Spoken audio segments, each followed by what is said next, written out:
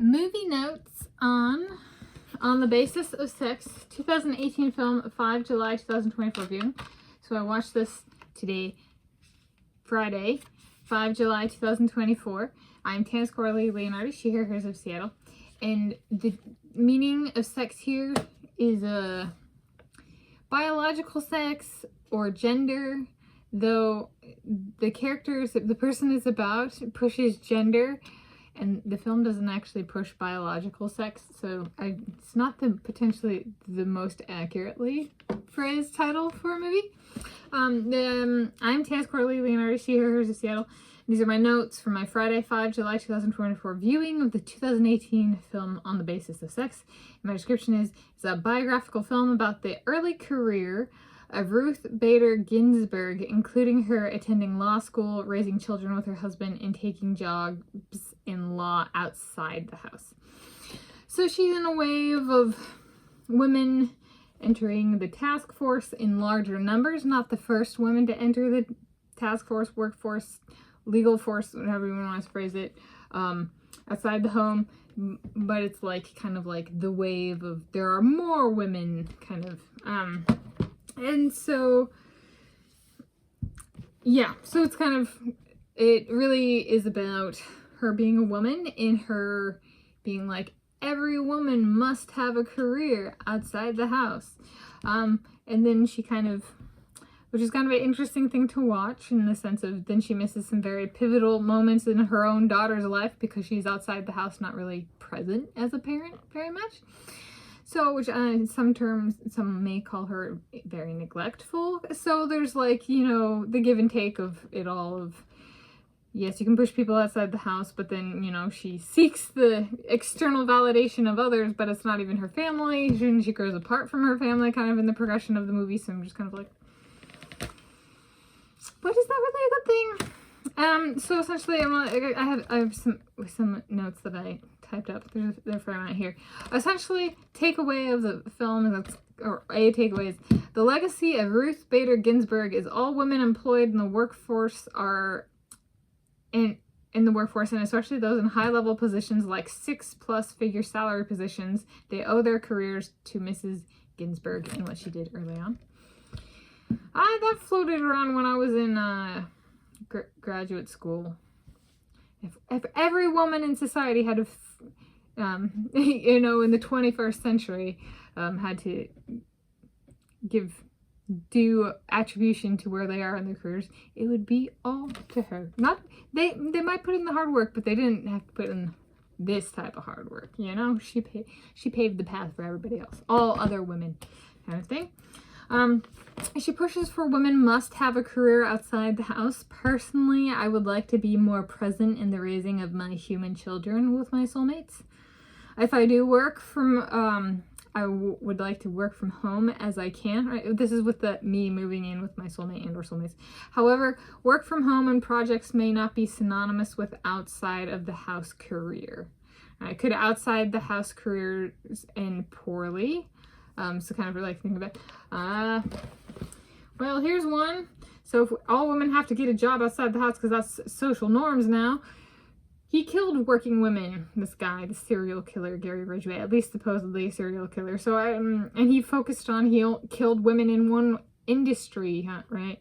So I was like, you know, like if we're trying to keep women safe and out of harm's way, then like maybe actually like being like, maybe not all women need to put themselves in a workplace that harms them, right? But that nuance is very much lost on this woman, especially the industry in this book, you know, goes back thousands of years, right? And I'm not going to bring up the name of the industry, at least at this point in time, because I don't know about community guidelines getting involved. So there we go. Yeah, so perhaps Ruth Bader Ginsburg was the type to blame,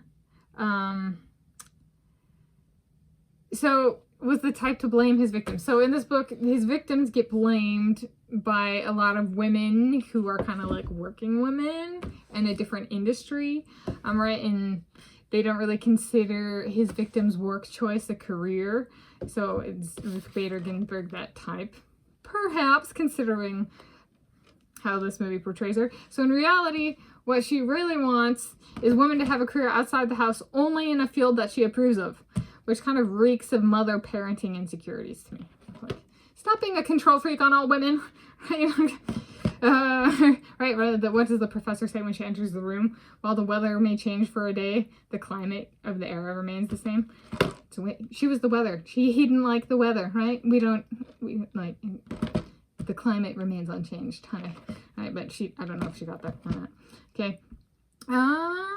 Yeah. So then one question that came to my mind when watching the movie was, does a woman wearing makeup in a courtroom count as cheating? If men are natural, wear no makeup, then does a woman choosing synthetic face, something different than her natural face, to present constitute a loss on presentation at the least, cheating in performance at the least? Right. Right. So don't want to, right, was she an introduction of lower presentation standards and performance standards because she chose to wear makeup? I don't know what the male standard was at the time. Right. But that just came to mind. Okay, and then drawing this way to my life, right, the takeaway parts of these movie notes, at least sometimes, I venture a guess my Cristiano wants me in the house and or with him. He's got the 4 little ostrich babies he wants me to raise that are like our human babies. He's like, ooh, in the house. I would guess he might be a gender role normative man. Come and get me, babe. Okay, handsome hamster. All right. And then last up, thinking through problems for me and my soulmates outside the house. So this is like, okay, I've talked about running. So like, let's say I write a bunch of biographies / autobiographies, and then let's talk about running. Right. So like, okay, what would I need to do if I wanted to have a career? Not just like, work in the house, and then like, have stuff that happens outside the house, but like, for a career, be it maybe it's a hybrid, right? Inside and outside the house. It's adaptable, it's dynamic, it incorporates family instead of shutting them out of my life by being in a different physical location. Kind of like integrating. I do want my family as part of my life story. So then let's think through okay, I was thinking through problems for me and my soulmates outside the house. Once results, so this is getting back to like all the misinformation about me, my soulmates, but especially my soulmates. Okay. Once results with real name of my soulmates are published, report / flag YouTube videos if as applicable. If they want to be acting with our consent, they will remove the videos and upload footage of the race minus the misinformation they published the first time, such as erroneous age and or soulmate name and or image and or likeness. Or better yet, they're required to not upload footage, meaning they get to feel their errors. Seriously, are they ever going to do anything of their own initiative? Talk about incompetence. Okay. I also choose to invoke competition contract for all those who impersonate me as a significant other to an impersonator of all my soulmates. So in my soulmates namespace, such as Jacob Ingebrigtsen. They're required to compete against me in competition when I am about equaling my personal best times in competition in a competition of my choosing. So, yeah, there we go. And that's part of the contract of impersonating is they actually have to compete. So if I enter a competition, they actually have to compete at the same level, like kind of. So I choose to invoke that. We did not consent in the first place. So you at least gotta compete. Otherwise, there is no otherwise. That's what it's about them being better than me, so they got to prove it on the truck. Okay. They said I was easy to beat, so they get to prove it. If they lose, they are required to pay all money made back to me. I agree with that business plan. Let us be at peace with each other, right? Just pay it back. If you lose, right? If you beat me, but again, I have to equal my personal best times.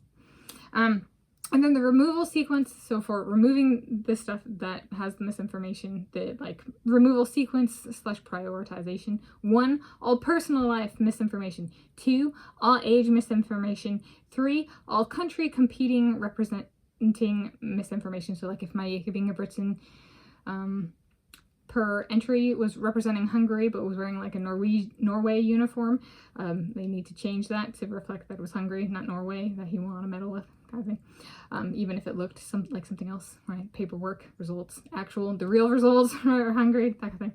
And then 4, all name misinformation. So if he didn't compete with Ingebrigtsen as his last name and instead was Leonhardi, that needs to be changed as well. But that's the order. So again, well, no, okay, yeah. So there we go. Those are my movie notes. I was like, this is right, legal realm, and so I was thinking through misinformation. Does it need to be legal? I would hope not, but people seem to really not be capable of taking initiative these days. So anyway, movie notes on the basis of sex. So on the basis of sex, 2018 film, 5 July 2024 viewing.